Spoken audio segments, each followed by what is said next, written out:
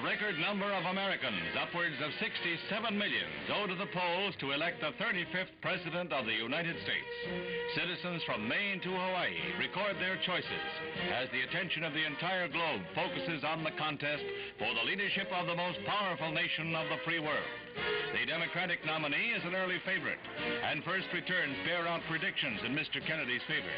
But GOP standard-bearer Richard Nixon is staunchly supported, not least by President Eisenhower, who was up early, arriving at 6:18 a.m. at Cumberland Township, Pennsylvania, near his Gettysburg farm, to cast his ballot.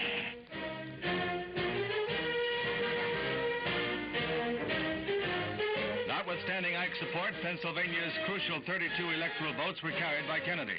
Mrs. Eisenhower followed the president late in the day and left no doubt as to her preference as she cast her vote in the tiny Pennsylvania firehouse.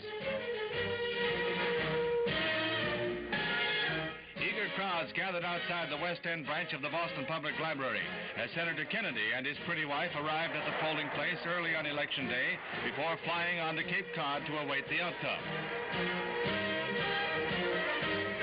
Vice President Nixon and his wife, Pat, vote in the playroom of a private home in Whittier, California, the Los Angeles suburb where Mr. Nixon grew up.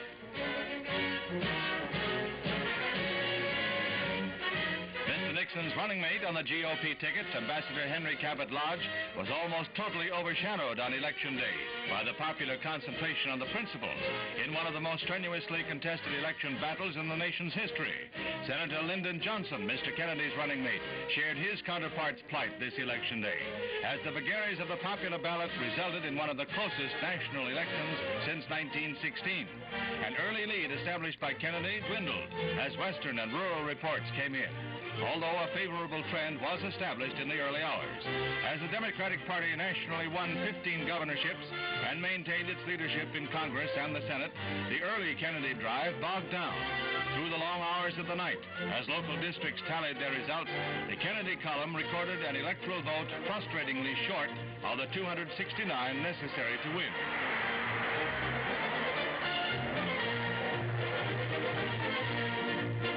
Hyannisport, Massachusetts residence, the Democratic candidate and his wife stoically waited out the returns, as did Vice President Nixon on the other side of the country, who even made a quick trip across the border for an Election Day lunch.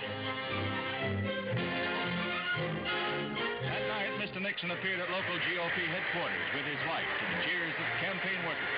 At almost 4 a.m., he virtually acknowledged defeat. As I look at the board here, while there are still some results still to come in, if the present trend continues, if Mr. Kennedy, Senator Kennedy, will be the next president of the United States.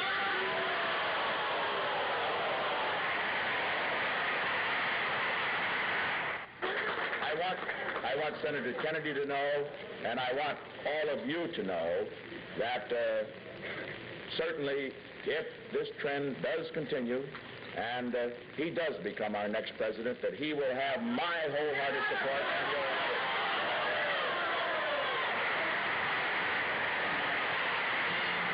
The hours that followed were frustrating and baffling as the key returns hung in the balance. Not till the middle of the next day was the victory clinched by one of the closest margins recorded, a plurality of barely over 300,000.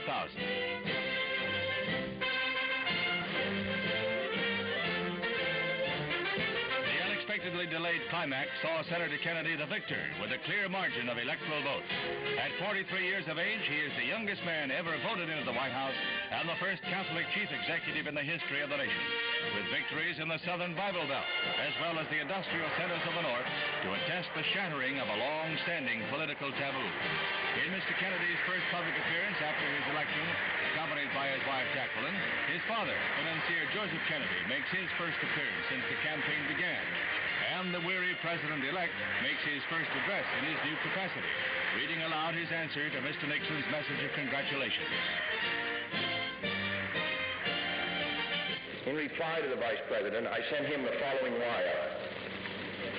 Vice President Nixon, Los Angeles, California. Your sincere good wishes are gratefully accepted. You are to be congratulated on a fine race. I know that the nation can continue to count on your unswerving loyalty, in whatever effort you undertake, and that you and I can maintain our long-standing cordial relations in the years ahead. Sincerely, John Kennedy. To all Americans, I say that the next 4 years are going to be difficult and challenging years for us all.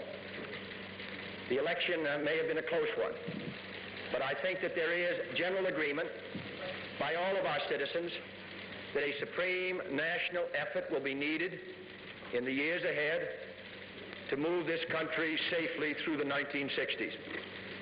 I ask your help in this effort, and I can assure you that every degree of mind and spirit that I possess